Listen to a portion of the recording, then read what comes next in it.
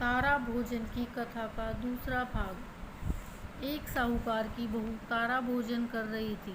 उसने सास से कहा, सासू जी मेरी कहानी सुन लो। सास बोली, मुझको पूजा पाठ करना है, मेरे पास समय नहीं है।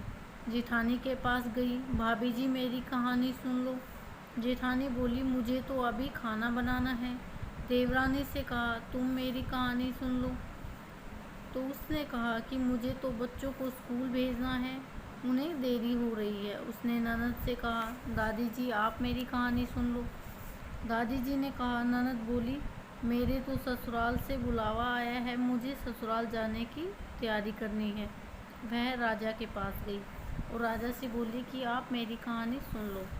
राजा बोला, मुझे तो व्यापार का काम है और हिसाब किताब देखना है, मेरे पास समय बिल्कुल नहीं है। वह दौड़ी हुई पड़ोसन के पास पहुंची। पड़ोसन से बोली, बहन तुम मेरी तारा की कहानी सुन लो। वह बोली, हाँ बहन सुनाओ। साहूकार की बहन ने कहानी सुनाई और पड़ोसन ने सुनी और हुकारा भरा। इस तरह पूरा कार्तिक हो गया। भगवान विमान लेकर आए। साहूकार की बहू विमान में बैठकर जाने लगी तो सास दौड़ी आई और बोली, बहू मैं तेरे साथ चलूँगी। वह बोली, आप तो अपनी पूजा पाठ करो। जिठानी कहने लगी, मुझको ले चलो। वह बोली, ना जी आपको तो खाना वगैरह बनाना है।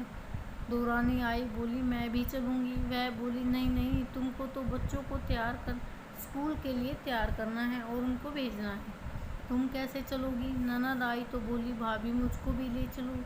उसने कहा, नहीं दीदी आपको ससुराल जाने की तैयारी करनी है। थोड़े दौड़े राजा आए तो बोला कि मैं भी चलूँगा। वह बोली, नहीं नहीं जी आपको कारोबार संभालना है, तुम कैसे चलोगे। पड़ोसन भी आई और बोली, बहन मैं चलूँगी। वह बोली, हाँ बहन तू चल, तूने पूरे कार्तिक मेरी कहानी सुनी है। दोनों विमान में बैठकर स्वर्गलोक जाने लगी। रास्ते में बहू को अभिमान हो गया। वह सोचने लगी, मैंने तो कहानी कही, व्रत किया, तब मुझे स्वर्गवास मिला और पड़ोसन ने ना तो व्रत किया ना कहानी सुनी, मेरे कारण इसे भी स्वर्ग मिला है। भगवान ने उसे वहीं विमान से नीचे फेंक दिया। वह पूछने लगी, तो भगवान मेरा क्या अपराध है, तो मुझे छोड़कर जा रहे हो। भगवान बोले, तूने अभिमान किया है, फिर से 3 साल का तारा भोजन का व्रत कर, तब मुझे स्वर्गलोक मिला। फ्रेंड्स अगर आपको मेरी वीडियो अच्छी लगी तो लाइक शेयर और कमेंट ज़रूर करना। देखने के लिए बहुत बहुत धन्यवाद।